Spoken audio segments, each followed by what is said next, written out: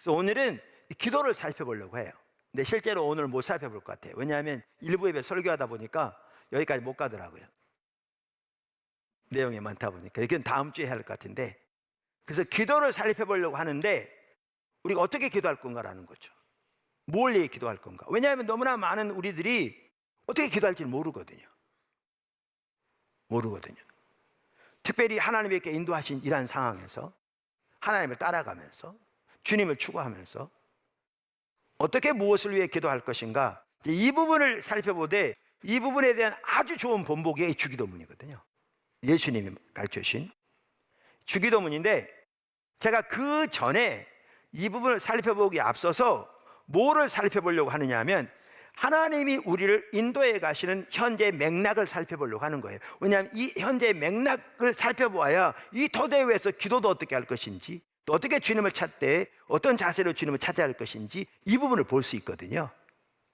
자, 그래서 그 부분을 살펴보려고 하는데, 특별히 하나님의 길에서 이렇게 떠나 있어서 내 삶 속에 하나님의 실제적인 생명에서 함께하지 않는, 성경적인 관점에서 하나님 멀리 떠나 있는 상황에서 돌이켜지려면 이제 그 부분에서 아주 중요한 구절이 역대하 7장 14절입니다. 역대하 7장 14절이거든요. 자, 역대하 7장 14절을 보시면 이렇게 말합니다. 내 이름으로 일컫는 내 백성이 그들이 악한 길에서 떠나 스스로 낮추고 기도하여 내 얼굴을 찾으면 내가 하늘에서 듣고 그들의 죄를 사하고 그들의 땅을 고칠지라. 이 구절이 그 문맥이 중요한데요, 이 구절만 하더라도 어떤 맥락에서 주어진 것이냐, 바로 그 윗절을 보면 나옵니다. 13절. 혹 내가 하늘을 닫고 비를 내리지 아니하거나 혹 메뚜기들에게 토산을 먹게 하거나 혹 전염병이 내 백성 가운데 유행할 때, 이 말은 뭐냐 하면 쭉 위에 읽어보시면 하나님 백성들이 하나님을 떠나 하나님의 길을 버리고 세상의 길을 따라 살며 온갖 우상을 숭배해서 하나님을 등지면, 성경적인 용어로 말하면 하나님을 버리면 하나님의 심판이 오잖아요. 그래서 여기 13절은 하나님의 심판이 그들에게 와 있을 때, 그들이 하나님을 떠나 있을 때 그 얘기죠. 그러면서 읽은 14절은 어떻게 그들이 하나님을 돌이킬 것인가, 하나님께로 돌이킬 것인가, 그걸 말하고 있거든요. 그러니까 14절은 하나님께 돌아가는 길을 말하는 거기도 하고요, 회개에 대해서 말하는 구절이기도 하고요, 하나님을 찾는다는 말이 무슨 말인가를 보여주는 구절이기도 하고요, 그래서 하나님의 부흥을 예비하는 길이기도 하고요, 다양한 면에서 매우 중요한 구절이거든요. 때로는 반복적으로 복습하는 것도 중요하거든요, 전체적인 하나님의 길을 볼 수 있기 위해서. 자, 그러면 이 구절에 보면 하나님께서 우리에게 하라고 하신 네 가지가 뭐냐 하면 이 순서가 중요해요. 첫째는 스스로 겸비하고 혹은 낮추고, 둘째 기도하고, 하나님 얼굴을 찾고 그 악한 길에 떠나는 겁니다. 우리말에는요, 하나님의 이름을 일컫는 내 백성이 그 악한 길에 떠나, 이 말이 제일 먼저 나오거든요. 근데 그게 왜 제일 먼저 나오는지 모르겠어요. 원어에 봐도 이게 나중에 나오고요. 그리고 영어 성경 같은 경우는 제가 확인해 본 모든 영어 성경은 다 이렇게 돼 있어요. 왜냐하면 원어가 이렇게 돼 있어요, 히브리 원어가. 그리고 그 순서가 매우 중요해요. 그런데 왜 우리말 성경은 순서를 바꿔서 매우 중요한 순서를 이렇게 하는지는 잘 모르겠어요. 그래서 이 순서대로 돼 있어요, 성경에 보면. 그러면 이렇게 우리가 하면 하나님께서 어떻게 하시겠다고 그랬느냐, 이제 세 가지가 나와요, 그 구절을 보면. 하나는 하나님께서 우리의 기도를 들으시고 우리의 죄를 사하고, 마지막으로 그 땅을 고치겠다. 그 땅을 고치겠다는 말이 무슨 말이에요? 아까 위에 보면 뭐라고 그랬냐면 하나님 심판이 임해서 메뚜기들이 그 수확을 다 먹어버리고 전염병이 돌 때, 그러니까 이러한 하나님의 심판의 열매들이 우리 삶 속에 있을 때 그 말이잖아요. 그 땅을 고치겠다는 말은 뭐예요? 우리 회복시키시겠다는 말이죠. 다시 하나님이 의도하신 하나님의 생명의 역사가 우리 삶 속에 함께 하겠다, 그 말이에요. 우리 삶 속에 함께 하겠다. 첫째가 뭐라고요? 스스로 겸비하는 것. 그러니까 이 구절이 회개하고도 연결되는데, 혹은 하나님께 돌아가는 것과도 연결되는데, 그 첫 번째 첫 단추가 스스로 겸비하는 것입니다. 그러니까 이게 없으면 회개는 시작도 안 돼요. 하나님을 찾고 하나님께 돌아가는 거요, 이게 없으면 시작 자체가 안 돼요. 시작 자체가 안 돼요. 그래서 하나님을 찾는 것이건 회개건 하나님께 돌아가는 것이건 이 부분이 가장 중요해서, 가장 첫 번째로 중요해서 성경에는 첫 번째를 기록하고 있어요. 첫 번째를 기록하고 있어요. 성경에서 스스로 겸비한다는 것은 하나님의 말씀에 정직하게 동의하는 것을 말합니다. 다시 말합니다. 하나님의 말씀에 정직하게 동의해서 그 말씀에 앞에 엎드리는 걸 말합니다. 근데 여기에 전제되는 게 있어요. 이 일이 일어나려면 하나님이 우리 마음 눈을 열어 하나님의 길을 깨닫게 해주셔야 돼요. 하나님께서 우리 마음 눈을 열어 하나님의 길을 깨닫게 해주셔야 돼요. 그건 전적으로 하나님의 은혜로 하나님이 하십니다. 자, 그럼 어떤 근거로 그렇게 이해하느냐? 그것에 아주 좋은 예가 요시야의 예입니다. 역대하 34장에 나오는, 그러니까 동일한 역대하에 나오는 거거든요. 그러니까 거기에 보면 여기 스스로 겸비한다는 말이 무슨 뜻인가가 나와요. 지금 이 시간 다 읽을 수 없고요. 여러분 역대하 34장 1장부터 쭉 읽어보시면 아주 그 전체를 볼 수 있어요. 요시야 왕은 8살 때 왕이 됐고요. 16살 때부터 개혁을 단행하기 시작했어요. 귀한 왕이죠. 그러면서 가장 먼저 한 일 중에 하나가 뭐냐 하면 성전을 깨끗게 한 일이었어요. 그러니까 그 전까지는 성전에 대한 예배가 전혀 드려지지 않았고 성전이 완전히 폐허 가운데 있었던 거죠. 쉽게 말하면. 그래서 성전을 이렇게 청소하고 단장하고 예배를 다시 회복하고 이런 일을 하는 거예요. 그러던 중에 부하들이 성전에서 율법책을 발견했어요. 그러니까 율법책 내용 중에 이런 일을 너희가 행하면 하나님이 이러이러한 심판을 내릴 것이다. 너희가 이렇게 살아가면 하나님의 내가 너희 가운데 이렇게 함께 할 것이다. 이 구절에 해당하는 것 같아요. 그래서 일부 학자들은 여기서 말하는 율법책이는 어떤 율법책이냐? 신명기 일부라고 보는 학자들도 있고요. 왜냐하면 거기에 신명기 나와 있으니까. 또 어떤 학자들은 신명기 전체라고 말하는 학자들도 있고요. 또 어떤 학자들은 율법 전체라고 말하는 학자들도 있고요. 왜냐하면 율법책이라고만 돼 있지 그 범위는 기록되어 있지 않거든요. 어찌됐든 간에 율법책을 발견한 거예요. 그래서 서기관 사반이 발견한 율법책을 왕에게 가져와요. 그래서 율법책을 발견한 것을 이렇게 말하고요. 그러자 제사장 hil기야가 그 율법책을 주었다고 하면서 그 서기관 사반이 그 율법책 왕 앞에서 읽습니다. 그랬더니 39장 19절 이렇게 말합니다. 34장 19절. 왕이 율법의 말씀을 듣자 곧 자기 옷을 찢더라.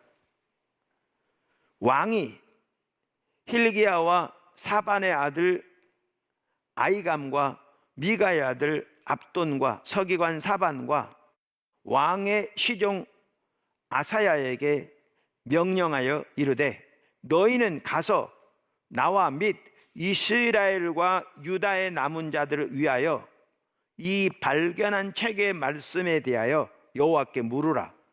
우리 조상들이 여호와의 말씀을 지키지 아니하고 이 책에 기록된 모든 것을 준행하지 아니하였으므로 여호와께서 우리에게 쏟으신 진노가 크도다 하니라. 그러니까 이 구절을 보면 뭘 볼 수 있냐면 아까 이 내용이, 지금 율법책을 읽은 내용이 하나님의 백성이 하나님을 떠나 우상을 숭배하고 하나님의 길을 버리면 어떻게 그들에게 하나님의 진노와 심판이 임할 것인가, 그것을 말하고 있는 구절인 걸 볼 수 있어요. 이 구절을 보면.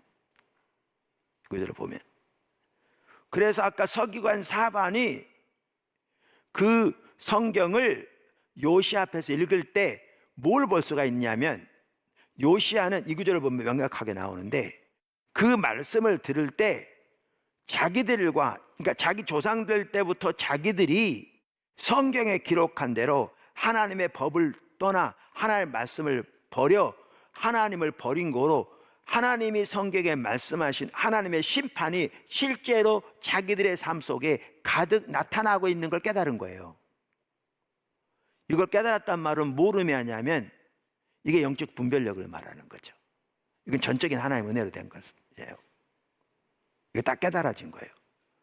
그랬더니 아까 보면 뭐라고 그랬냐면, 요시야가 옷을 찢고 엎드렸다고 그랬어요. 옷을 찢고. 그리고 여기 보면 이제 제사장부터 시작해서 서기관 등 몇 사람을 선지자에게 보냅니다. 선지자에게. 그 당시 예레미야 선지자가 있었거든요. 근데 예레미야에게 보내지 않고요, 여기에 보면 훌다라는 선지자에게 보내요. 그러니까 제사장들은 하나님의 말씀이 율법을 연구해서 그 하나님의 길을 백성들에게 가르치는 사람들이었고요, 그 시대를 향한 하나님의 마음과 뜻을 전하는 사람들은 선지자들이었어요.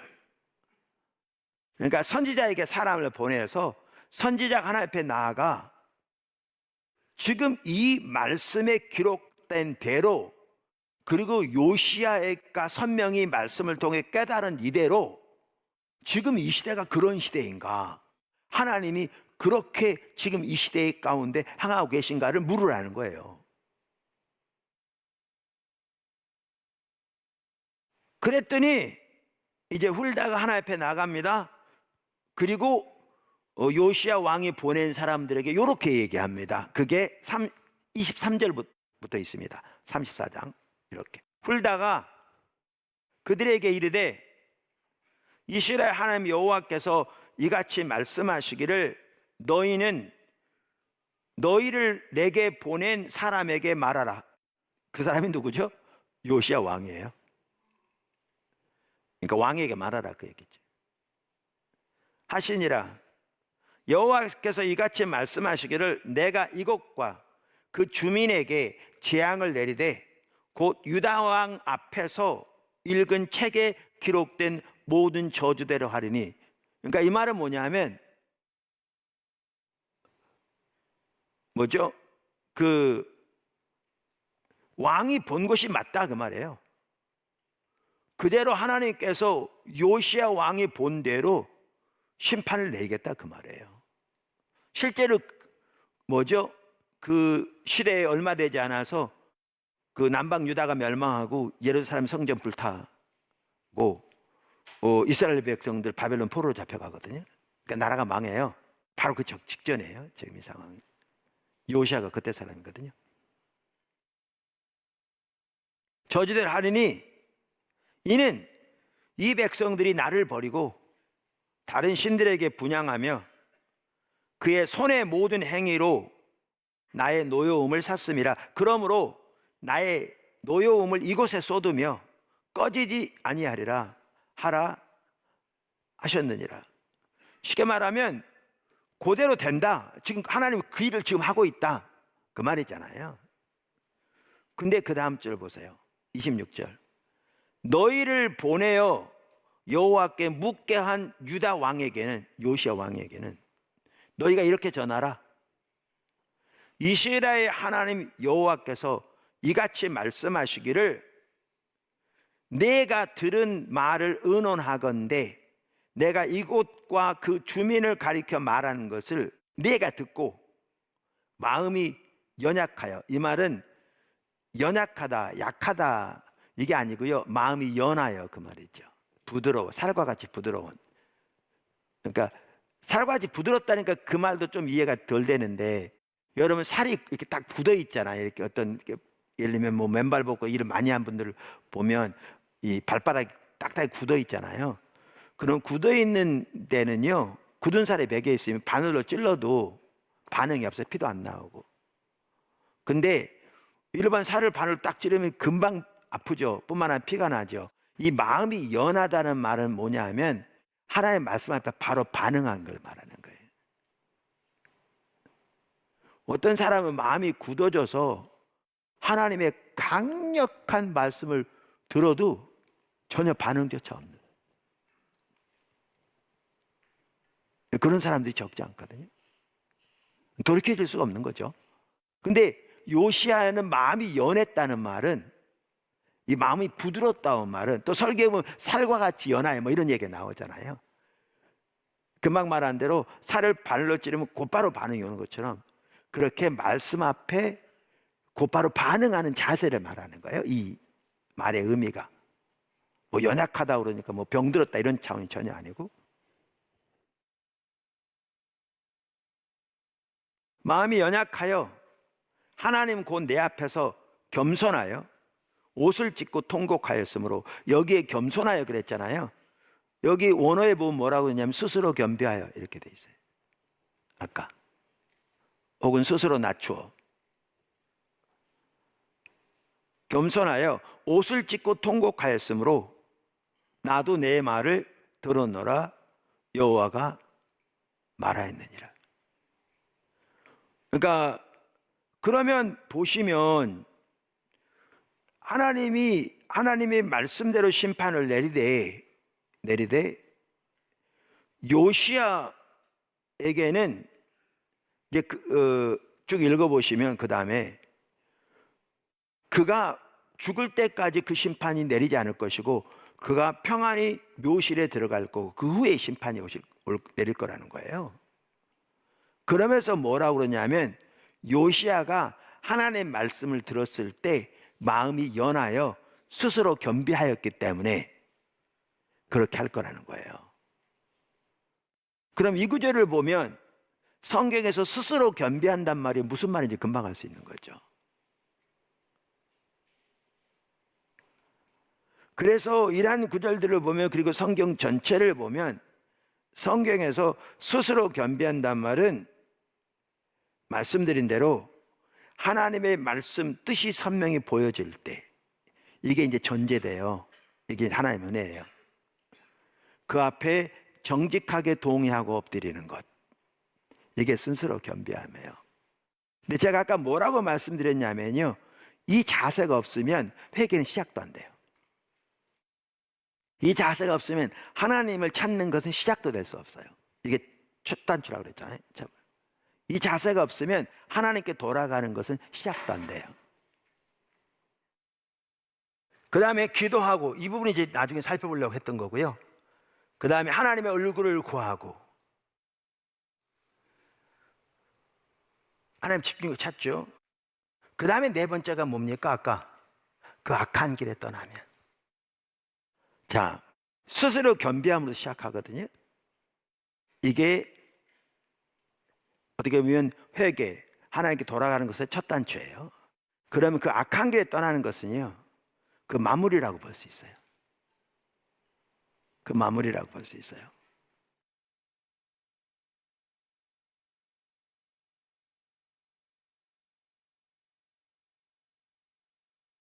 그러니까 요시야만 하더라도 그 34장 나중에 보면요, 이렇게 말합니다. 28절부터 보면, 그러므로 아까 그 요시야는 스스로 겸비했기 때문에 그 구절입니다.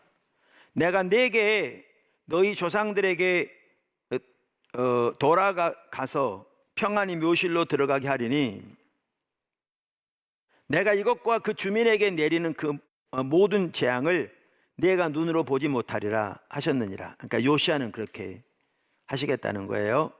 왜냐하면 그가 스스로 겸비했기 때문에. 이에 사신들이 왕에게 복명하니라. 왕이 사람을 보내어 유다와 예루살렘의 모든 장로를 불러 모으고 여호와의 전에 올라가매 유다 모든 사람과 예루살렘 주민들과 제사장들과 레위 사람들과 모든 백성이 노소를 막론하고 다 함께 한지라. 왕이 여호와의 전 안에서 발견한 언약책의 모든 말씀을 읽어 우리의 귀에 들려주고 왕이 자기 처소에 서서 여호와 앞에서 언약을 세우되 마음을 다하고 목숨을 다하여 여호와를 순종하고 그의 계명과 법도와 율례를 지켜 이 책에 기록된 언약의 말씀을 이루리라 하고, 보십시오. 그 악한 길에 떠나는 데까지 나갑니다. 그렇게 주님을 찾으면 우리의 악한 길이요, 한두 가지가 아니에요. 한두 번 회개한다고 되지 않아요. 왜냐하면 워낙 찌들어졌으니까. 교회만 하더라도 여러분, 하나님에게서 떨어질수록, 보세요, 오늘날 교회 안에 우리의 예배, 신앙에 대한 이해, 사역에 대한 이해뿐만 아니라 리더십에 대한 이해, 성도가 성도를 대하는 태도, 예를 들면 직분만 해도 그래요. 성경에는 직분은 섬기는 직책에 불과한데 요즘은 그 신분화되어 있고 계급화되어 있어요. 이 하나하나 엄청난 죄악이에요. 그 상태에 남아있으면서 십자가 복음을 전한다고 그 교회가 하나님의 주권적인 통치를 임재하시며 함께 하신 교회가 될 것 같으세요? 불가능합니다. 악한 길에 떠나지 않는데요. 그래서 역대하 7장 14절의 핵심이라니까요. 신구약 전체적으로. 그런데 이렇게 주님을 찾는 가운데, 스스로 겸비하여 주님을 찾는 가운데 주님께서 깨닫게 해주시면 이러한 부분들이, 그 악한 길들이 보여지게 될 때 이것들을 회개하고 돌이키는 것이 아까 말한 대로 반복되어지는 거죠.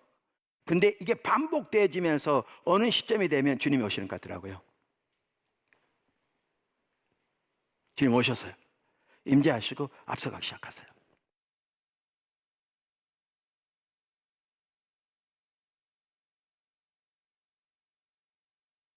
그래서 우리가 영성훈련할 때 한편으로 이렇게 주님께 돌아가는 그 시점에서 우리가 주님을 찾을 때, 십자가 몸의 삶이 우리 삶 속에 지금 모두가 실제적인 경험이 되기 위해서 주님을 찾을 때 우리가 꼭 기억해야 할 중요한 것은 역대하 7장 14절을 기억하셔야 돼요. 이게 그렇게 찾는 길에 성경이 말하는 핵심적인 가치를 담고 있어요. 그렇게 찾으셔야 돼요.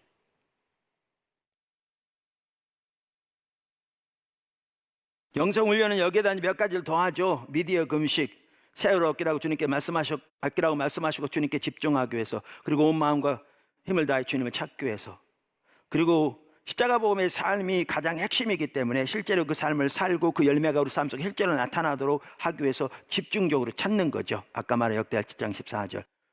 우리가 그 삶을 살며 자라난다, 더 나아가 선교도 교회 삶으로 나가야죠. 그래서 우리 삶의 현장에서 하나님의 인도하심을 따라 선교적 삶을 살기 위해 적극적으로 배워가야 되죠. 근데 실제로 선교적 삶이 먼저 우리 삶이 살면서 주님의 주권적인 통치와 임재와 주권적인 통치 가운데 앞서가시고 우리의 하나님 뜻과 비전을 보이신 삶이 돼야 나머지가 가능한 거지. 이게 안 되는데 어떻게 나머지가 가능합니까? 그래서 그렇게 나가야 되는 거죠. 그러면서 이 자리로 나가야 되는 거죠. 뿐만 아니라 임재훈련, 우리가 일상생활 순간순간 주님 임재 가운데 머물기 추구하고 그분의 통치하를 있길 추구하고 그분의 인대를 따라 사는 삶을 훈련하는 거죠. 말, 행동, 결정 등 다양한 분야에서.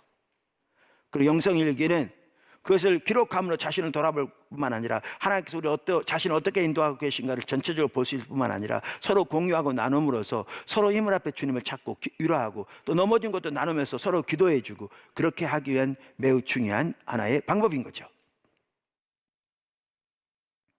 자, 그러면서 여기 기도가 나옵니다. 아까 말한 대로 그 기도의 그 모델이 주기도입니다. 근데 시간 다 됐네요. 보니까 저는 이 두 개를 다 하려고 준비해 왔는데,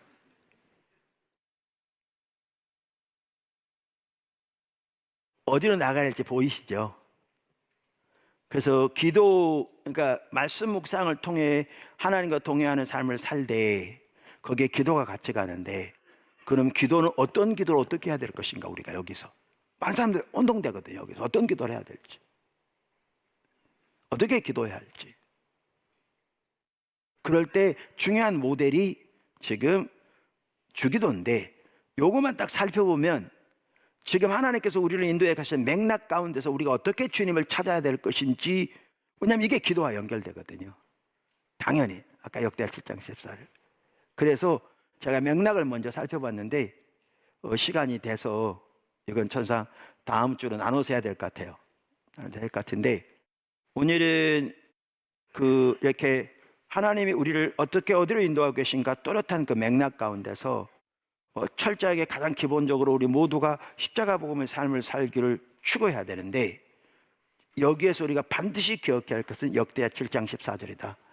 그것에 맞춰서 우리를 지금 보아야 한다. 왜냐하면 그 구절이 주님께 돌아가는 주님을 찾는 핵심적인 성경적인 기준을 담고 있는 길이기 때문에 그렇다라는 것을 살펴봤습니다. 할렐루야. 그렇게 우리 모두가 주님을 잘 따라갈 수 있기를 주님을 축원합니다.